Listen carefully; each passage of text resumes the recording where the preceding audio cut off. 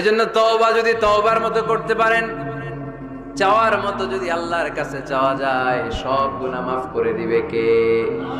বিশ্বনবী বলেন, আমার আগের কোনো গুনাহ নাই, পরের কোনো গুনাহ নাই। লিয়াগফিরা লাকাল্লাহু মা তাকদ্দামা মিন যামবিকা ওয়া মা তাআখার।